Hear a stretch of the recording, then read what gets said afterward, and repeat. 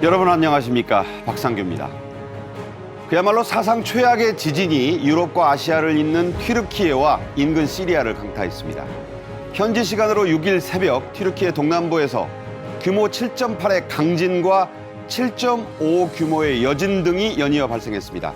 지금도 불안한 상태는 계속되고 있습니다. 2차 대전 때 일본 히로시마에 투하됐던 원자폭탄 3만 개가 한꺼번에 터진 것과 맞먹는 엄청난 위력의 대지진에 사상자는 시시각각 불어나고 있습니다. 우리나라를 비롯한 유엔 등 국제사회가 일제히 긴급 구호에 나서고 있습니다. 오늘 저희가 준비한 정책, 전기 가스비 인상에 택시, 지하철, 버스 요금까지 그야말로 고물가 행진인데요. 아끼려고 노력은 하지만 아끼기 어려운 게 있죠. 바로 가족들의 건강과 입맛도 챙겨야 하는 음식입니다. 요즘 인기몰이 중인 이른바 못난이 농산물 소식, 알뜰 정보로 준비했습니다. 생방송 정책인 이슈 오늘 순서 시작합니다.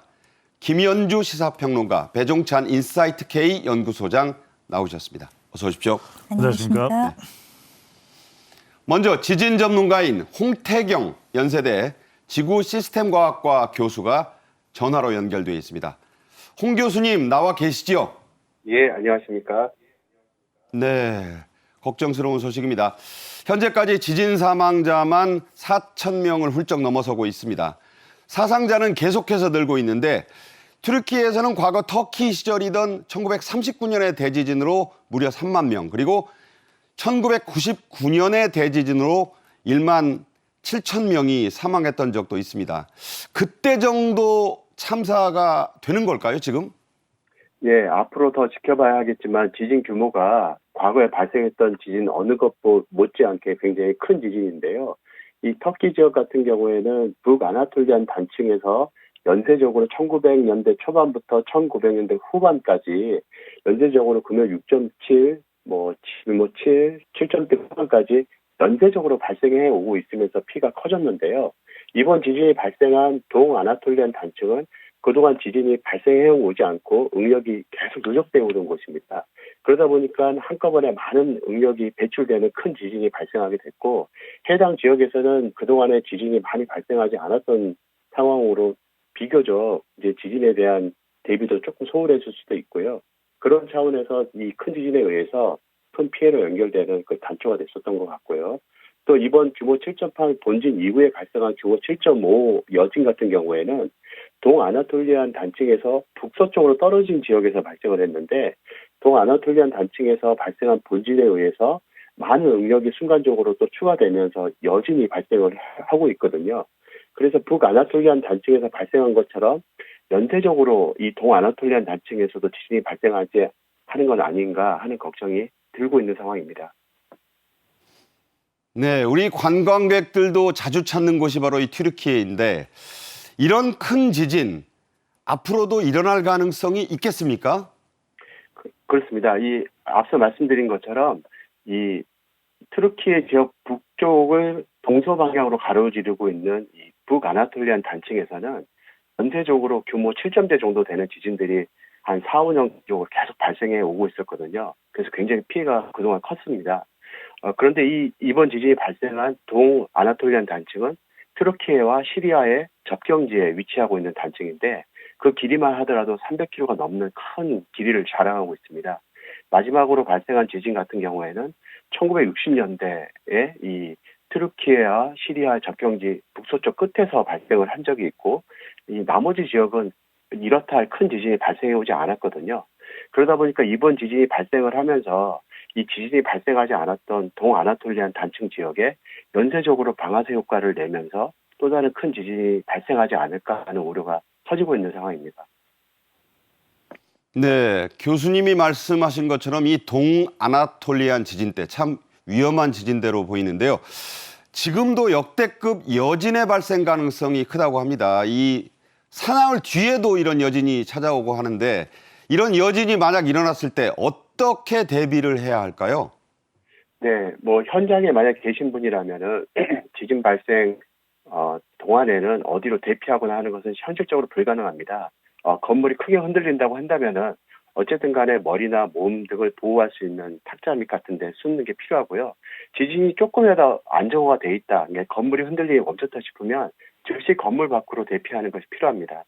건물 밖으로 피하되 공터 같은 곳으로 피해서 낙하물에 의해서 피해를 보지 않도록 주의하는 게 필요하고요. 지금 이 일대는 전체적으로 굉장히 위험한 지구라고 생각을 하시는 게 현실적으로 굉장히 온당하기 때문에 해당 지역을 벗어나서 다른 지역으로 이동하는 것도 고려해 볼 수 있는 요소라고 할 수 있습니다. 네. 지금 보시면은 뭐 이 지진 현장일 때 참 쑥대밭인데 차를 거의 이용할 수 없으니까 혹시 지진이 일어나게 되면은 도보로 빨리 건물 밖으로 대피해야 한다는 것도 알아두셔야겠고요. 우리나라도요. 경주, 포항 지진으로 꽤 큰 피해를 겪지 않았습니까, 교수님? 우리도 지진 안전지대가 아닌 거예요. 평소 우리도 어떤 대비가 필요할 것 같은데 한 말씀 주시죠. 예, 우리나라 역시 이 경주 지진과 포항 지진을 겪으면서 지진에 대한 경각심이 많이 커진 상태인데요. 하지만 이 경주 지진과 포항 지진 같은 지진이 이번만 발생했던 지진들은 아닙니다. 역사적으로 보면은 네. 조선왕조실록 같은 데서도 큰 지진들이 발생한 이력들이 꽤 많이 남아 있거든요. 이 안에는 수도권에서 발생한 지진들도 있기 때문에 평상시 지진에 대한 대비가 많이 필요한데 특히 지진을 유발하는 단층에 대한 조사가 성급히 빨리 이루어져야 하는 상황이라고 할 수 있습니다. 네, 강 건너 불구경처럼 볼 일은 아니다. 저는 그렇게 이해를 했습니다. 연세대 홍태경 교수가 지금까지 도움 말씀 주셨습니다. 고맙습니다, 교수님. 네, 감사합니다. 네, 다시 스튜디오입니다. 먼저 튀르키예 대지진 소식부터 하나하나 짚어보겠는데요. 그 참상 정말 눈뜨고 보기 어렵습니다. 안타까움이 계속되고 있는데요. 영상으로 만나보시죠.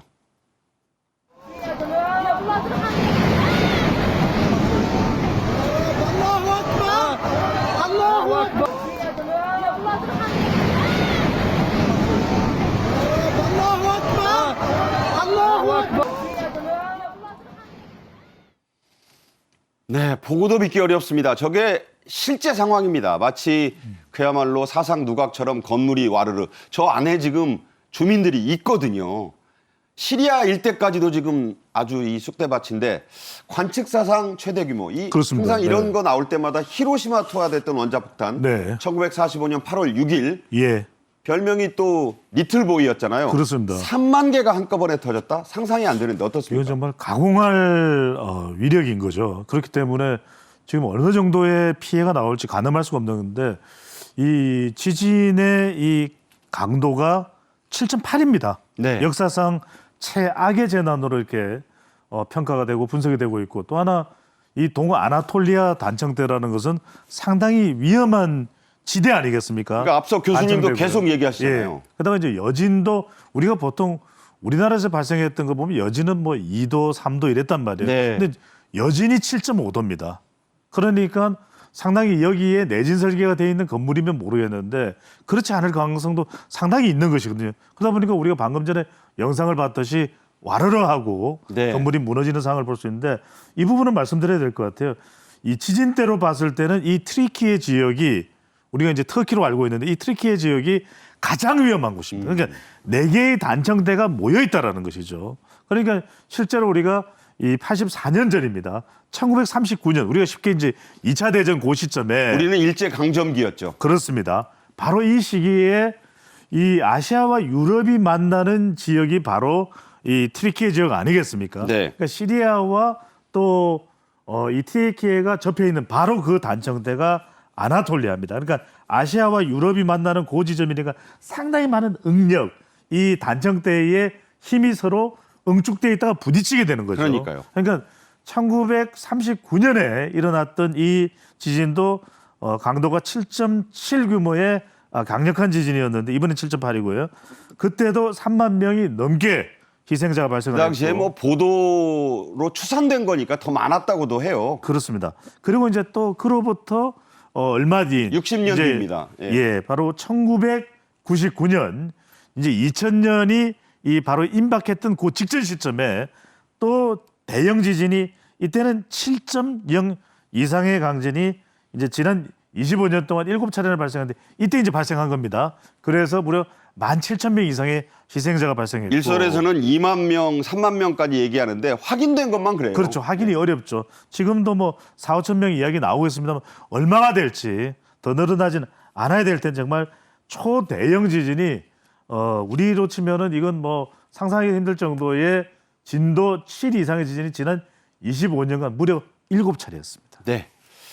사상자들이 계속 늘어나고 있습니다. CNN에서는 현장을 직접 연결해서 계속 보도를 하고 있는데 우리 외교부, 우리 교민 피해는 일단 없는 것으로 파악을 하고 있다고요. 네, 외교부 당국자에 따르면 한국 시간 어제 오후 2시까지 아직까지 한국 교민의 피해는 없는 것으로 사상자는 없는 것으로 집계됐다고 공식 발표가 있었습니다.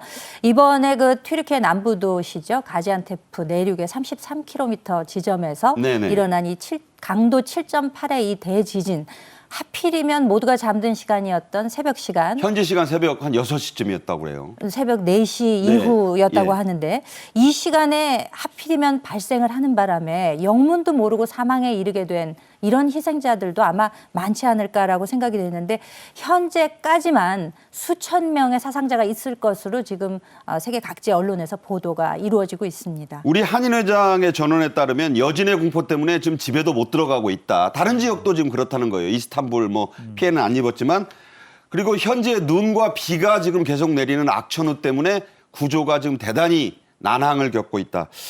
한인 청년 한 명의 연락 두절. 이제 뭐 이분이 사망했다는 건 아닌데 그렇죠. 지금 이제 건물 더미가 무너져 있고 하니까 이게 이제 앞으로 계속 드러나지 않겠습니까? 그렇죠. 자, 윤석열 대통령이 튀르키예 강진에 대해서 아주 신속하게 적극적인 어떤 지원도 다 아끼지 말라 이런 지시를 했죠. 네, 벌써 어제 그런 지시가 내려왔습니다. 대통령실에서는 이번 그 튀르키예 일대를 강타한 지진에 대해서 인도적 차원에서 할 수 있는 모든 지원을 아끼지 말라라는 이미 지시가 내려왔고요.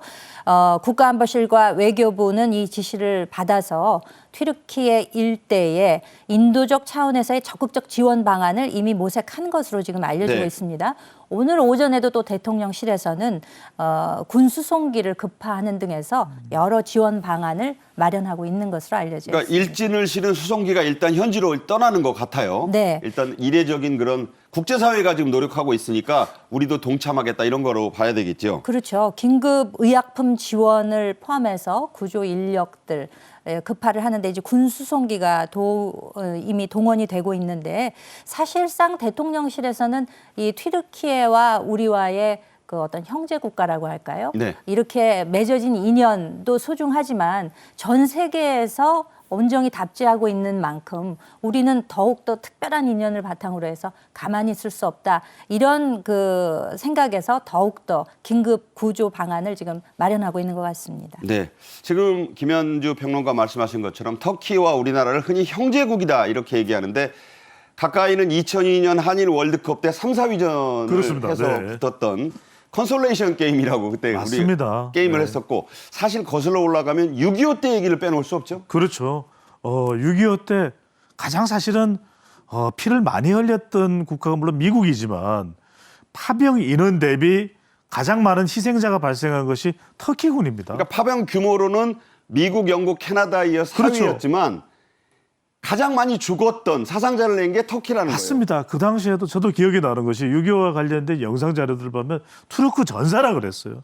그때도 이미 마치 자기 나라에서 싸우는 것 마냥 자기 나라의 국민들을 위해서 싸우는 마냥 정말 목숨을 걸고 싸웠던 것이 투르크 전사거든요. 그러니까 그 당시 21개국의 참전국이 있었는데 16개국은 이제 군대를 전투병을 파병한 것이고 예. 나머지 국가는 이제 의료 지원을 한 것인데 그때 이유입니다. 바로 그때 우리가 형제국이다. 그러니까 우리가 다른 국가들도 관계가 끈끈하지만 터키는 유별났어요. 네네. 그것이 우리가 뭐 오스만 트루크라고 하는 존재 역사적인 관계도 있겠습니다만 그 뒤에도 심지어는 우리가 이 유럽에 진출하는 뭐 사업을 하기 전에는 이 터키라는 나라, 튀르키예라는 나라를 가서 우리 국민들에 대해서 환대를 받았을 정도로 정말 각별한 관계를 갖고 있었던 것이 이 바로 튀르키예인데 그래서 방금 전에 우리 박영국 교수도 말씀하셨듯이 2002년 월드컵에 터키랑 붙을 때 우리는 이건 뭐 경쟁이 아니다. 네.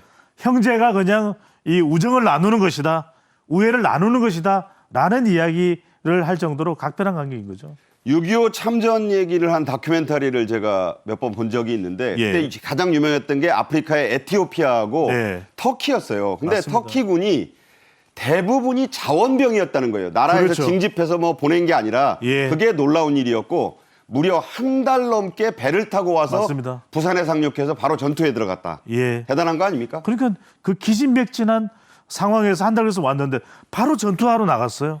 그런 정말 용맹한, 정말 우리 국민들이 결코 잊어서는 안 되는 튀르키예죠. 네. 튀르키예 지진의 국제사회의 지원, 앞서 말씀드린 대로 지금 그야말로 이어지고 있다, 답지하고 있는데 미국의 바이든 대통령은 제일 먼저 적극적인 지원을 약속을 했네요. 네, 조 바이든 미국 대통령은 곧바로 긴급 성명을 냈습니다. 이와 같은 엄청난 자연재해 앞에 정말 너와 내가 따로 있을 수 없는 것도 있겠습니다만 세계를 선도하는 선도국가로서 미국에서는 어떤 그 책임 있는 성명을 낸 것이 아닌가 이제 이렇게 생각이 되는데요. 특히 미국 정부는 이 나토 동맹국 아니겠습니까? 네. 튀르키예가. 그렇기 때문에 더욱더 긴밀한 협력 이런 것들을 이제 강조하고 있고 대통령도 즉각적인 대응을 하라. 이렇게 이제 승인을 했다고 직접 밝혔는데요. 이 튀르키예 정부에 필요한 것들이 지금 뭐 여러 가지 있지 않겠습니까? 모든 게 필요하겠죠. 그렇죠. 네. 구조를 도와주는 손길도 필요할 것이고 뭐 의약품도 필요할 것이고 또 구조된 분들에 대한 지원 이런 것들 다 필요할 텐데 그렇기 때문에 존 커비 백악관 NSC 전략소통조종관은 네네. 전화 브리핑을 통해서 각각 79명으로 구성된 2개의 수색 구조팀을 일단 급파하겠다. 그야말로 세계적 명성의 구조팀이네요. 그렇죠. 예. 대단한 능력을 가진 9.11 때도 맹활약했고. 네. 그렇기 때문에 어떻게 보면 지금 뭐 손길도 부족하지만 이러한 경험이 있는 그 구조팀이 파견이 되면 지금 사상자들을 혹은 살아있을 지금 이제 아직 살아있다고 보고 이제 나서야 되는 거 아닙니까? 우선 산 목숨부터 구하고. 그렇죠. 지금 재난이 발생한 지 채 얼마 되지 않았기 때문에 네네. 우리가 뭐 삼풍백화점 붕괴 때도 봤지만 또 사람의 생명력이라고 하는 게 굉장히 또 오랫동안 그럼요. 이렇게 버틸 힘이 있는 거기 며칠 때문에 이상 갈 수도 있습니다. 네. 네. 긴급 구조팀이 만약에 급파가 돼서 이분들이 적절한 대응을 한다면은 많은 분들 또 구조하는 그런 기적도 일어날 수 있지 않을까 이런 기대를 해보게 됩니다. 네, 기적을 우리가 기대를 합니다. 튀르키예와 지금 뭐 각을 잔뜩 세우고 있던 그리스 그리고 네. 시리아도 지진 피해국이거든요. 그 시리아와 적대적인 이스라엘도 인도적 지원을 아끼지 않겠다. 참 이런 일에는 그 적이 없어요. 그렇습니다. 여기에 무슨 아군 적군이 있을 수 있습니까? 역사적으로 이 오스만 투르크 그러니까 튀르키예와 그리스는 상당히 좀 대립각이 있거든요. 원래 그렇죠. 그런데도 불구하고 이번 지진 참사가 발생하자 바로 돕겠다라는 얘기를 하고 있고 진짜 또 지진 이번 피해이기도 하고 또 접경하고 있는 시리아로 돕겠다. 심지어는 이스라엘하고는 적대 관계거든요. 그런 적대적 관계가 있음에도 불구하고 이스라엘도 적극적으로 돕고 심지어는 러시아, 우크라이나는 서로 지금 싸우고 있는데 그렇죠. 애도의 뜻을 러시아도 지금 표하고 있고 우크라이나도 지금 전쟁 중이기 때문에 어떤 식으로 좀 실질적으로 물질적으로 튀르키예를 돕기는 쉽지 않지만 어떤 식으로든 최대한 도움이 되겠다라는 뜻을 또 전달하고 있는 상황입니다. 이때 발휘돼야 하는 게 바로 인류애 아니겠습니까? 맞습니까? 인도적인 지원은 어떤 국가라도 지금 주저해서는 안 되겠죠. 네. 자, 기적이 일어나길 바라고 또 구호의 손길이 빨리 미쳐서 터키 국민들, 튀르키예 국민들이 시리에서 벗어날 수 있기를 바랍니다. 속보는 저희가 다음 시간에도 계속 정리해 드리도록 하고요. 다음 주제로 넘어갑니다. 윤석열 대통령이 부인 김건희 여사와 함께 불기, 그러니까 불교계에서 말하는 그 달력입니다. 2567년 올해인데요. 불교도의 신년 대법회에 참석해서 눈길을 끌었습니다. 영상을 준비했습니다. 정부도 사회적 약자와 우리 사회의 아픔을 더욱 세심하게 보듬고 따뜻한 온기가 국민의 삶 곳곳에 스며들 수 있도록 최선을 다하겠습니다. 그 길에 여기 계신 큰 스님들과 종단 지도자 여러분 그리고 많은 불자 여러분께서 함께 해 주실 것이라고 기대하고 있습니다.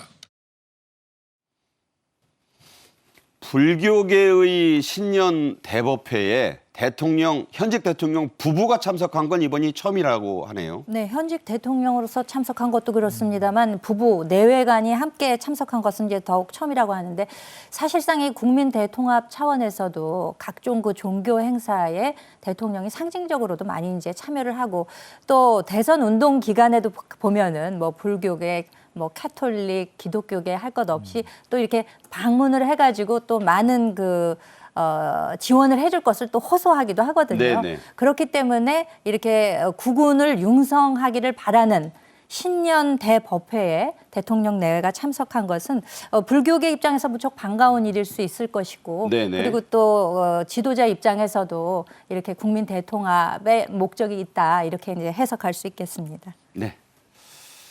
이어서 앞서 예고해드린 오늘의 돈이 되는 그런 정책입니다. 우스갯소리로 정말 내 월급 빼고는 다 치솟고 있는 이런 고물가 시대에 지갑을 좀 든든하게 채울 수 있는 트렌드 소비법이 따로 있다 이런 얘기인데요. 흔히 말하는 좀 못생긴 벌레 먹고 흠집이 있는 이런 못난이 농산물에 대해서 사람들이 좀 요새 관심을 부쩍 기울이고 있다고 합니다. 관련 내용 영상으로 준비했습니다.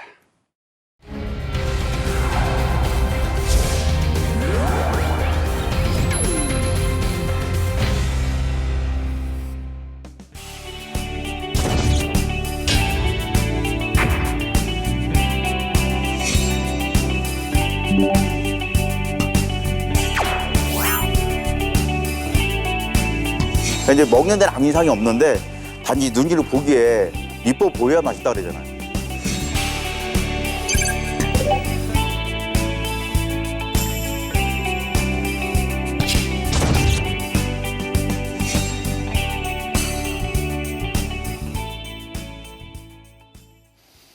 사실 이름을 그렇게 붙여서 그렇지 네. 못난이 농산물이 각광받는다는 게 어제 오늘 얘기는 아니에요. 근데 이게 이제 요새 인기가 있는 이유가 사실 농약을 안 쳤다는 반증이기도 하고 그럼요. 이 파지, 노지 감귤 같은 경우는 오히려 맛이 더 좋다 이런 아유, 얘기인데 그럼요. 어떻게 보십니까? 값은 싸고 더 맛있네. 요즘처럼 정말 물가 부담이 될 때는 이것만한 게 없는 거죠. 왜냐하면 오히려 못난이 농산물이라는 게 실속이 있는 겁니다. 네. 그러다 보니까 지금 저가 상품이고 상당히 또 인기가 있고 방금 전에 우리 박앵커께서도 말씀하셨던 노지 감귤은 더 맛있고 그러다 보니까 마트에서 대형 마트에서도 시세보다 30% 저렴하게 파면 이거보다 좋은 게 있습니까? 내 월급 빼고 다 올라가는 상황이고 자식들 성적은 더 내려가고 있고 이럴 때 이 못난이 과일 딱 사서 심지어는 어떤 분들은요 마트 가서 아니 못난이 들어왔나요? 그러면 사실 한 반값에도 판매를 하거든요. 그러니까 오히려 실속을 차리는데 이 못난이 농산물만큼 그러니까 심지어는 저도 개인적으로 아는 분인데 우리 백종원 대표 같은 경우는 아이고 맛있죠 이런 이야기를 합니다. 그분 충청도 분이라 또 주 그렇게 그러니까요. 하시죠? 아이고 네. 맛있는데 못난이죠. 맛은 정말 맛있죠 이렇게 이야기를 하기 때문에 오히려 실속 저 같아도 아니 뭐 맛은 이렇게 깎아서 그냥 먹으면 되는 거지. 그래서 그냥 못난이 농산물이 더 각광받는 요즘 시기가 되고 있는 것이죠.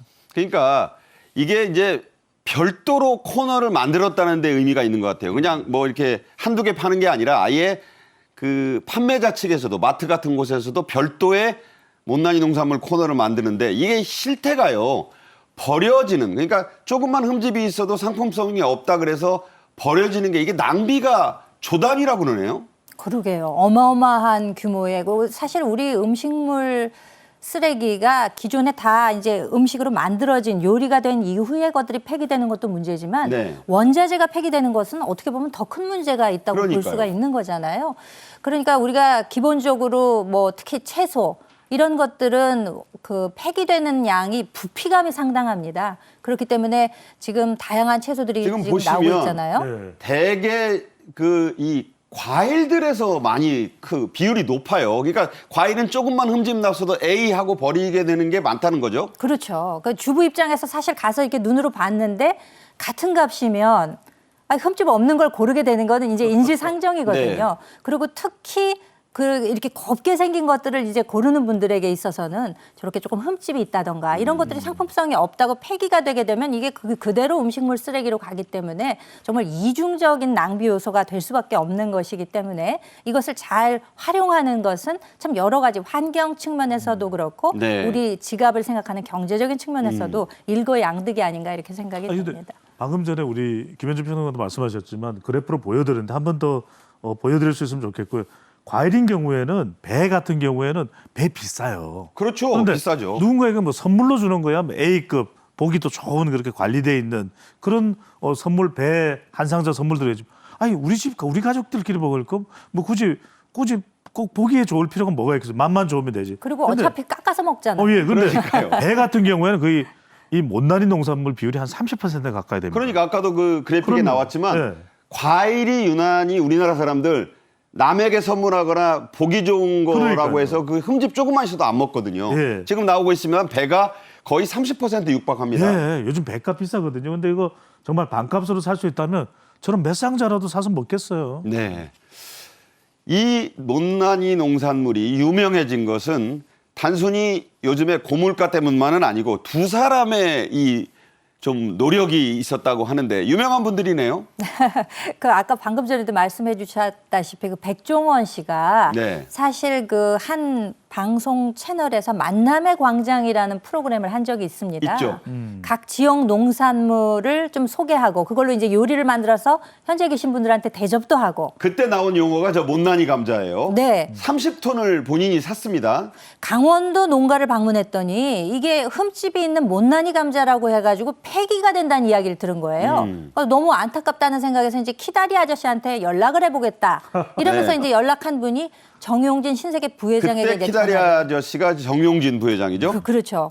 연락을 했더니 이거 30톤을 구매를 해달라는 이야기를 선뜻 힘써 보겠다. 만약에 안 팔리면 제가 다 먹을게요. 이렇게 얘기까지 하면서 이거를 실제로 구매를 했는데 이제 정용진 그 부회장이 가지고 있는 온라인 그 쇼핑몰에서 네네. 이게 뭐 이틀 만에 완판이 돼 버렸다는 거예요. 왜냐하면 그러니까. 가격 면에서 가격 경쟁력이 있고 또 많은 분들이 이 내용을 아시고 더 적극적으로 구매를 해준 이런 역할이 있었기 때문에 완판이 되면서 이때부터 이제 못난이 농산물 이거 괜찮은데 이런 이야기가 이제 더 일반화가 된 거죠. 정영진 부회장이 평소에 본인이 요리하는 거를 즐기고 네. 이거를 또 본인의 SNS에 올려서 화제를 많이 되는데 이때 저 못난이 감자로 감자 옹심이를 만들 걸 올려서 네. 또 이게 큰 화제가 됐었죠. 그렇죠. 아무래도 실제로 30톤을 구매하고 온라인에서 판매를 하고 이것도 있지만 이거를 좀 이렇게 이슈화하기 위해서는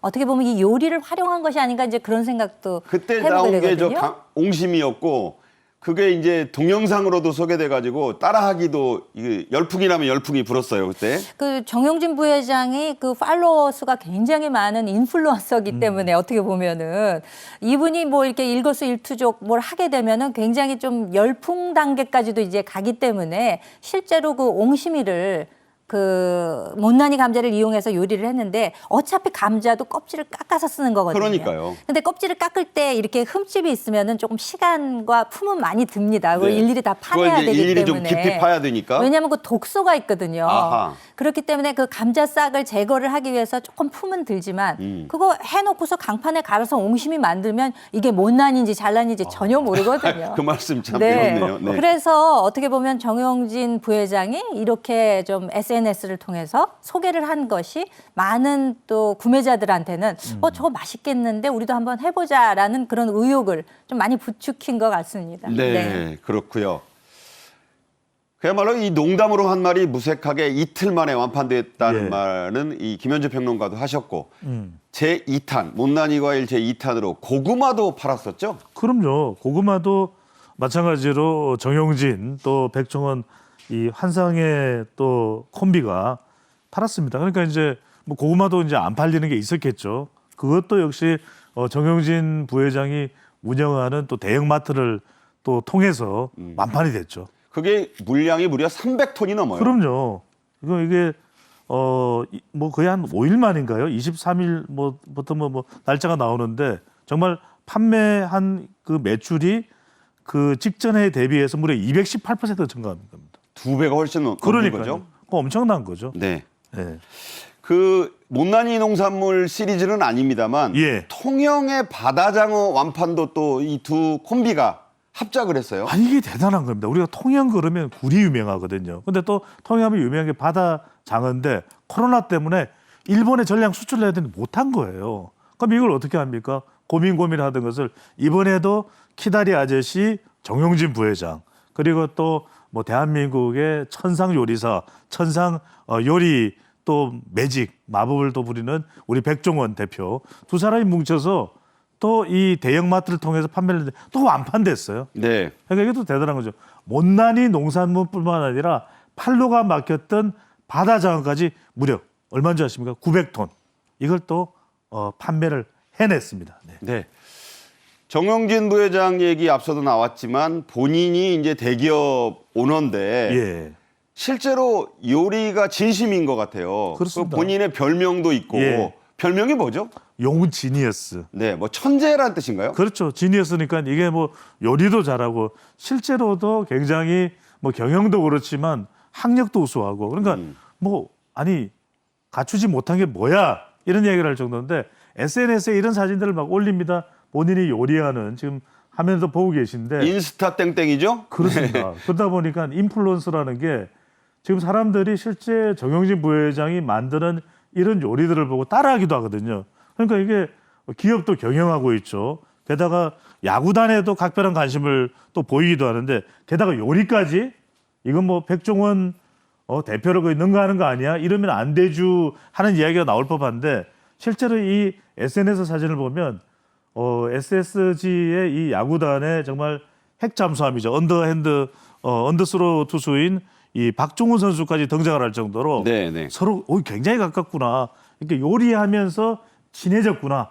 그래서 용지니어스라는 뭐 이 캐릭터 또 상표까지도 공개를 할 정도라고 봐야 되겠죠. 네, 이게 뭐 개인 그 선전처럼 돼서는 안 되지만 예. 이게 이제 좋은 사회적 영향력으로 이어져서 그 농산물 또 수산물 때문에 고통받는 그 우리 생산하시는 분들에게 큰 도움을 준 것이 화제가 됐는데 그럼요. 일명 용지니어스 키친까지 이제 열어서 뭐 관련 사업하는 거 아니냐 이런 얘기가 나와서 그 콤비였던 백종원 씨를 좀 긴장시켰다고 하던데 이건 무슨 얘기입니까? 아니 이거 이제 용지니어스라는 이제 쿠킹 스튜디오에서 백종원 대표도 이제 쿠킹 스튜디오가 있지만 여기서 지인들도 불러다가 SSG 야구 선수들까지도 함께 이렇게 요리하는 모습을 보니까 이게 이른바 용지니어스 상표 특허까지도 나오는 겁니다. 네. 그러다 보니까 이거 정말 이제는 백종원 대표가 아니라 정영진 부회장의 레시피대로 만들어진 음식 시장이 또 상품이 나오는 거 아니야? 이렇게 이야기돼서 아니 이러다간 백종원 대표보다 더 능가하든지 백종원 대표처럼 되겠다 했더니 그건 아닙니다. 그러니까 좀 이제 겸손의 태도 또 좀 선을 어느 정도는 유지하는 정영진 부회장의 모습인 거죠. 본인은 또 기업을 운영해야 되는 또 그렇죠. 기업인이니까 본업이 될 수는 없겠죠. 그럼요. 네. 요즘 세대인 2030 세대들 사이에서도 이런 게 유행이라고 합니다. 그 대표적인 게 파지 약과 일명 마케팅과 결합해서 이런 말도 쓴다던데 이게 무슨 얘기입니까? 약이 들어가니까 뭐 요즘에 마약 사범이 많이 늘어난다고 하는데 그건 아니고요. 뭔가 좀 부정적인 거 아니야? 이런 느낌을 받으실 수도 있겠습니다. 그런 거 전혀 아닙니다. 네네. 그 약케팅이라는 말은 약과 티켓팅. 이것을 이제 줄임말로 보시면 되겠는데요. 네네. 이 약과라고 하는 게 그 약과 반죽을 약과 틀로 찍지 않습니까? 그렇죠. 이 나무 틀에 찍죠. 그렇죠. 그러면은 그 이제 가장자리가 꽃 모양으로 나오면서 그 밖에 지금 떨어지는 이제 부분이 그림에 있거든요. 나오는 저런 것들이죠. 네, 네. 이쪽에 앞쪽에 있는 거는 약과 틀에 이제 된 것도 일부 있습니다만 옆에서 이제 쪼개져 나온 것들 그런 것들을 모아서 이제 파지라고 하는데. 글쎄 오른쪽을 보니까 모양이 온전치 않아요. 예, 근데 맛은 똑같은 거거든요. 그렇지 않겠습니까? 네. 그러니까 어떻게 보면 좀 경제성 있게 이제 판매를 한다. 맛이 더 좋더라. 이렇게 생각하는 MZ 세대들이 이거를 이제 일주일에 딱 1시간만 온라인으로 주문을 받으니까. 그래서 약과 티켓팅이란 약과 말이 티켓팅이다. 이거 잡았다 이런 뜻이죠. 얼마나 싼가요, 실제로? 저게 그래도 뭐 싸니까 몰려드는 거 아니겠습니까? 그렇죠. 뭐 상당 부분 가격은 아마 차이가 나는 모양입니다. 그렇기 때문에 이거를 구매를 잽싸게 해가지고 당근 등에서 다시 프리미엄을 붙여서 파는 사람조차 있다고 그래요. 중고 시장에다가 그렇죠. 인기가 대단한 거네요. 그 네네. 정도면. 그래서 기존 매장이 원래 의정부에만 있었는데 이렇게 막 많은 분들이 찾다 보니까 현재는 포천이랑 제주도에도 매장을 오픈을 했다고 합니다. 전국화되고 있는 그런 느낌인데. 그렇죠. 2030 이 젊은 세대들에게 말씀하신 그 파지 약과가 있다면 우리 김현주 평론가도 이제 주부이시기도 한데 못난이 김치들이 또 유행이다. 이건 무슨 얘기인지 궁금하네요. 그렇죠. 이 배추가 산지에서 어느 정도 생산되느냐에 따라서 때로는 금추가 되기도 하지만 또 어떨 땐 뉴스에 보면은 그 농사 지신 분들이 막 그 밭을 갈아엎고 뭐 이런 경우도 나오지 그러니까요. 않습니까? 안 짓겠다 이래가지고. 그렇죠. 그러니까 가격 안정성이 굉장히 좀 없다 보니까 어떨 때는 지나치게 배추값이 비싸서 이거 김치 먹을 수 있어 할 때도 있지만 네. 어떨 때는 또 너무 그 제값을 못 받는 경우가 있단 말씀입니다. 그렇죠. 그렇기 때문에 일종의 조금 상품성이 약간 떨어지는 배추들 네네. 이런 거를 이제 전략적으로 이제 구매를 해가지고 실제로 농가들이 판로를 못 찾는 것에 대한 어떤 대응책을 마련을 해준 거죠. 아하. 그러다 보니까 어쩌다 못난이 김치라는 이제 이름이 붙여져 가지고 이 충북도가 이것을 김치로 가공을 해서 작년 연말에 이제 브랜드로 출시를 했습니다. 아예 이제 상표화했군요. 그렇죠. 근데 시장 반응이 이게 굉장히 기대보다 뜨거웠다고 합니다. 어느 정도였습니까? 출시하자마자 소비자들이 막 그 구매를 하겠다고 막 너무 그런 요청이 쇄도하다 보니까 완판을 기록한 것을 넘어서서 해외 시장까지 지금 넘보는 그런 입장이 됐다고 합니다. 그야말로. 예, 그래서 지난해 12월에 한국 외식업 중앙회 외식 가족 공제 온라인 판매 첫날 첫날 기록입니다. 못난이 김치 10kg들이 천상자가 6시간 만에 동이 났다고요. 그야말로 순식간이네요. 그렇죠. 그래서 이제 전국 그 슈퍼마켓의 유통망을 갖춘 회사들이랑 사전 계약을 해가지고 이거 앞으로는 더 판로가 좀 넓어지지 않을까 이렇게 생각하면서 또 앞으로는 이 인기가 더 뜨거워지겠다 이런 예상도 이제 가능하게 된 것이죠. 말씀하신 대로 일본, 호주까지 진출하는 이런 놀라운 어떤 그 매출액 신장에 네. 충청북도뿐만 아니라 중앙정부에서도 지원을 적극 검토하고 나섰다고요? 네. 김치도 김치지만 일종의 이런 못난이 농산물. 그러니까 이제 이것을 그 비규격품이라고 부른다고 합니다. 규격에는 조금 못 미치지만 품질에는 이상이 없는 그렇기 때문에 또 가격 경쟁력이 있다고도 할 수 있잖아요. 그래서 어떻게 보면은 코로나 상황에서 우리 농가들이 더욱더 좀 어려움을 겪었기 때문에 네네. 수출 농가들을 돕기 위해서도 이 비규격품 수요처 발굴에 이제 정부가 발벗고 나섰습니다. 그러니까 같은 값이면 못난이보다는 비규격품이라고 하니까 그럴싸해 보이긴 해요. 또. 그렇죠. 네. 그래서 농림축산식품부도 이러한 비규격품을 가지고 어떤 가공식품을 네. 만들어가지고 수출을 촉진하겠다. 이런 이제 계획을 세웠습니다. 주로 파프리카, 딸기, 포도, 버섯 네, 이렇게 네. 이제 4개 품목 생산자 대표와 함께 수출회사 또 이 가공하는 회사, 해외 진출한 프랜차이즈 업계 이렇게 이제 모두 힘을 합해가지고 업무 협약을 이제 체결을 했다 네. 그래요. 그래서 앞으로는 이런 못난이 농산물을 안정적으로 공급하는 분들은 또 공급을 하고 네네. 또 판로가 마련돼 있고 수출까지 어떻게 보면 예약이 되어 있다면은 더욱더 안정적인 이런 그렇죠. 물건을 만들어낼 수 있기 때문에 이런 면에서 정부가 뒷받침을 착실히 하고 있는 것으로 그렇게 여겨집니다. 네. 지금 말씀 주신 것처럼 아예 이런 못난이 농산물, 비규격품들만 파는 곳도 생겨나는 추세입니다. 오프라인 매장, 온라인 사이트 등 할 것 없이 생기고 있다는데 현장 이야기 직접 들어보겠습니다. 요 표피만 이제 깍 벗겨내면은 일반 배하고 똑같습니다. 그러니까 이제 먹는 데는 아무 이상이 없는데 단지 눈으로 보기에 이뻐 보여야 맛있다 그러잖아요. 1년차, 2년차 지나면서 매해 매출이 100%씩 이상 성장을 하고 있고요. 한 번, 두 번 소비를 해보신 분들께서 좋은 리뷰와 그리고 인정을 해주시는 부분들이 생겨서 그 이후로는 재구매들이 많이 발생을 하고 있습니다. 우리가 항상 하는 얘기가 네. 가장 현명한 소비가 싸고 좋은 걸 찾는 그런 심리잖아요. 그러니까요. 이게 이제 재구매로 유발된다는 건 그런 소비자들의 그 니드를 충족시키고 있다 이런 얘기죠? 그럼요. 우리가 마케팅에서 제일 중요한 건 재구매입니다. 아니 먹어보니까 싼데 하나도 값도 품질도 떨어질 게 없네. 입소문을 타는 거죠. 이게. 그러니까요. 그러니까 우리가 예전에는 뭐 보기 좋은 떡이 먹기도 좋다 그랬지만 그거는 뭐 예전에 그렇게 나왔던 이야기인 것이고 네네. 이제는 세상이 달라졌고요. 또 신경 쓰지 않았던 새로운 시장이 만들어진 것이거든요. 네. 그래서 저는 이름을 뭐 비규격품이나 못난이 하지 말고 이거 어떻습니까? 우리 김현주 평론가가 제가 제시하고 싶은 게 알뜰이. 알뜰이 괜찮지 않습니까? 아예 그냥 이로 딱 해서. 그러니까요. 예. 알뜰이 농산물. 알뜰이 아니, 농산물. 더 가격도 싸면서 맛은 좋네. 맛은 좋아요 할 수 있는. 장명이 좋은데요? 아니 그러니까요. 네. 이게 시세 대비 최고 52%까지나 저렴하게 또 이 우리 알뜰이 농산물을 산 수 있다고 그러니까 이제는 이름을요 못난이 그러지 말고 알뜰이 이렇게 했으면 좋겠습니다. 네. 즉석에서 바꾸겠습니다. 이 알뜰이 농산물의 시작 원조는 프랑스라고 하네요. 네.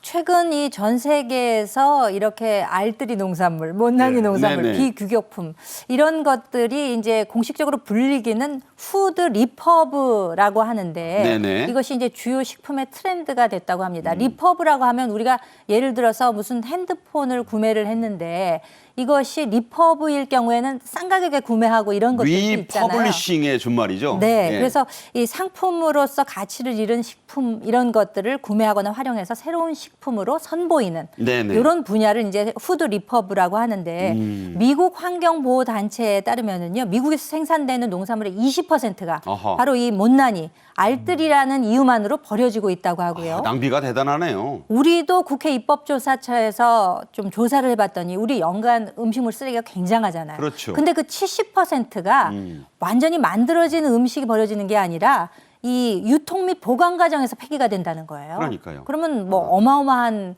그 수량이라고 할 수 있으니까. 그렇죠. 네, 그렇기 때문에 이 프랑스에서 슈퍼마켓 체인 인터마르쉐라는 곳이 있는데 여기서 주로 이 푸드 리퍼브를 주도적으로 조금 이용을 하면서 판촉 행사를 하고 있다고 하고 영국, 미국 등지에서도 이와 같은 시장이 이미 형성이 돼 있기 때문에 앞으로는 어떻게 보면 이것이 더욱 활성화되고 우리나라에서도 보다 전문적인 매장으로 또 발전할 가능성도 있지 않을까 이렇게 생각이 말씀하신 대로 영국에는 뭐 원키 백스라고 해서 박스라고 팔고 있고 미국에서도 이게 이제 궁금해하는 분들이 많은데 월마트 등 대형 마트에서도 별도의 그런 그 라인이 있나 봐요. 어떻습니까? 네, 그렇습니다. 그 별도의 라인도 있고 우리도 왜 저 식품 같은 거 폐기하기 전에 저녁 때 가면은 따로 그 계산대 옆에 이렇게 보관을 하면서 거기서 하나씩 집어가서 싼 가격에 구매할 수 있는 게 속칭 뭐 있거든요. 떨이 판매라고도 그렇죠. 하고. 예. 일종의 이제 그런 식으로 해서 매대를 따로 설치해가지고 이 리퍼브 시장이 활성화되도록 하고 소비자로서는 선택할 수 있는 권한을 주는 이제 그런 것도 지금 형성이 되고 있다는 거죠. 네. 네. 이런 그 알뜰 소비는요. 음식뿐만이 아닙니다. 킬로그램 세일이란 말 들어보셨나요? 옷 살 때 예전에는 뭐 달아서 판다 이래가지고 싼 물건만 이렇게 했는데 요즘은 그게 아니고요. 쓸만한 옷도 달아서 파는 여기에 인기가 몰리고 있다고 해요. 인기 대박입니다. 특히 네. 이제 주머니 사정이 좀 안 좋은 데가 대학가거든요. 대학가 주변에도 옷가게 많은데 달아서 팝니다. 아니 우리가 고기는 무게를 달아서 판매를 하는 거 그러니까요. 옷을, 아시는데 예. 옷을 1kg에 3만 원이다. 이런 식으로 파는데 멀쩡한 옷입니다. 그러니까 그러다 좋은 보니까- 옷을 그렇게 판다는 거예요. 지금. 그러니까요. 겨울옷 1kg에 25,000원. 그러면 옷 무게를 달아서 이게 뭐 3만 원, 5만 원. 실제 가격보다는 뭐 50% 심지어는 60% 이상 더 쌀 수도 있는 것인데 이 킬로그램 세일 소식 이 외국에서는 또 많이 해왔던 것이거든요. 그러다 보니까 지금 뭐 오픈런 그러니까 문 열자 말자 가서 내가 원하는 옷 다 구겨서 넣어가지고 무게 달아서 사는 말 그대로 이 품절되는 상황이 연출되고 있습니다. 저울만이 아니라 봉투로 파는 곳도 있다는데 이건 어떻습니까? 그러니까 이게 뭐냐면요. 그러니까 이거는 더 이제 기술이 필요합니다. 뭐냐면 옷을 여하튼 간에 이만한 큰 쌀 이 포대 같은 자루 또는 작은 크기로 했을 테고 네. 그러면 이 자루에 담은 옷은 무조건 들어가기만 하면 되는 겁니다. 그러니까. 들어가면 5만 원. 그러니까 막 다 구겨 넣는 거죠. 알뜰하게 어떻게 집어넣어 보려고 노력하겠네요. 그거 잘 넣어야 됩니다. 우리가 또 이게 우리 여성분들 주부분들이 다 기술자거든요. 종량제 봉투에 딱 음식물 쓰레기 다 집어넣으시듯이 그렇게 옷을 넣어서 와 이거 정말 진짜 싸게 샀다. 우리가 상상하지 못할 정도의 그런 정도의 기술로 봉투에 넣는 그래서 싸게 사는 그런 상황까지도 볼 수가 있는 거죠. 네. 기억하셨으면 좋겠습니다. 못난이 농산물 코너 그리고 킬로그램 세일 달아서 판다. 저 이 두 가지인데요. 오늘 저희 정책인의 이슈가 준비한 소식은 여기까지입니다. 김현주 시사평론가, 배종찬 소장과 함께 이야기 나눴습니다. 오늘 두 분 감사합니다. 감사합니다. 내일 이 시간에 저희가 북한은 지금 코너가 있죠. 이 고정 코너에서 75주년 북한의 이른바 건군절을 맞아 열릴 것으로 예상되는 대규모 열병식 준비 소식을 집중 분석해 드리겠습니다. 시청해 주신 여러분 감사합니다.